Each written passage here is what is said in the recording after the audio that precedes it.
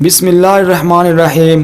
جب تجارتی قافلہ شام سے واپسی پر ایک مقام پر پہنچا تو حضرت خدیجہ رضی اللہ تعالی عنہا کا غلام میسرہ نے حضور صلی اللہ علیہ وآلہ وسلم سے عرض کیا، ایسا ممکن ہے کہ آپ صلی اللہ تعالی علیہ وآلہ وسلم حضرت خدیجہ رضی اللہ تعالی عنہا کے پاس مجھ سے پہلے پہنچ جائیں اور انہیں تجارت میں ہونے والے نفع کی خوشخبری سنائیں۔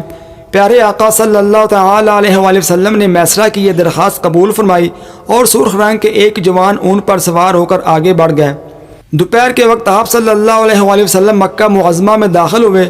اس وقت حضرت خدیجہ رضی اللہ تعالی عنہا اپنے مکان کے بالا خانے میں تھیں اور ان کے ساتھ چند عورتیں تھیں جن میں حضرت نفیسہ بنت منیہ رضی اللہ تعالی عنہا بھی تھیں۔ حضرت خدیجہ رضی اللہ تعالی عنہا نے آپ صلی اللہ علیہ وآلہ وسلم کو مکہ میں داخل ہوتے وقت دیکھا۔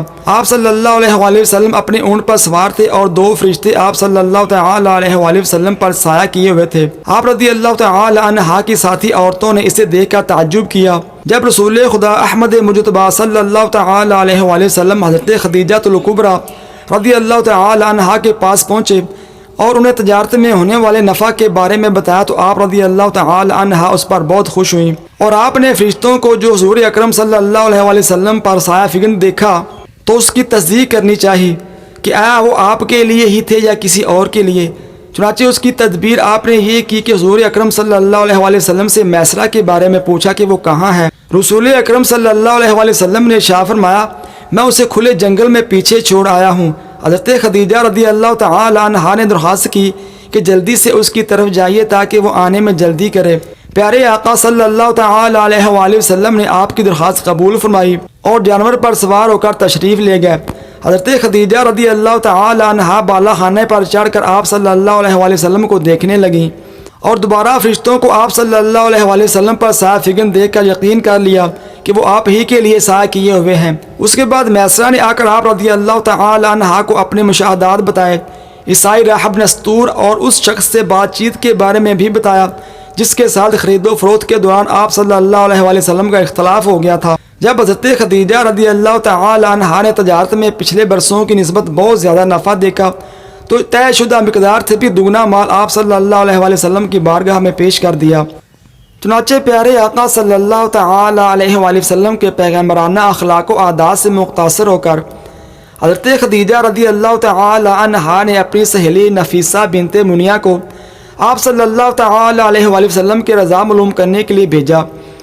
وہ فرماتی ہیں کہ میں نے حضور اقدس صلی اللہ تعالی علیہ وآلہ وسلم کے پاس حاضر ہو کر عرض کیا، اے محمد صلی اللہ علیہ وآلہ وسلم، آپ کو شادی سے کس بات نے روکا ہوا ہے؟ فرمایا، میرے پاس کوئی مال نہیں جس کے ذریعے میں شادی کر سکوں۔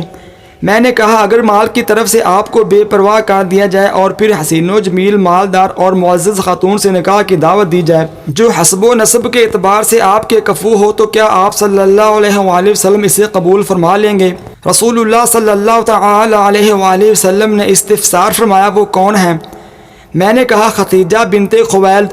اس پر آپ صلی اللہ علیہ وآلہ وسلم نے فرمایا، میرے لیے یہ کیوں کر ممکن ہے؟ میں نے کہا، اس کی ذمہ داری مجھ پر ہے۔ فرمایا، اگر یہ بات ہے تو پھر میں تیار ہوں۔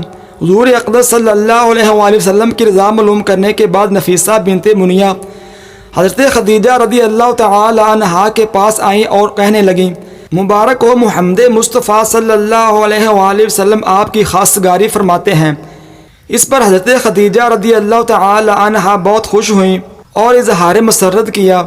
حضرت خدیجہ رضی اللہ تعالی عنہا نے رسول کریم رؤوف الرحیم صلی اللہ تعالی علیہ وآلہ وسلم کی زوجیت میں آ کر قیامت تک کے تمام مومنین کی ماں یعنی ام المؤمنین ہونے کا شرف حاصل کیا۔ اللہ کریم ان پر کروڑوں رحمتیں نازل فرمائے اور ان کے صدقے ہماری مغفرت فرمائے، آمین۔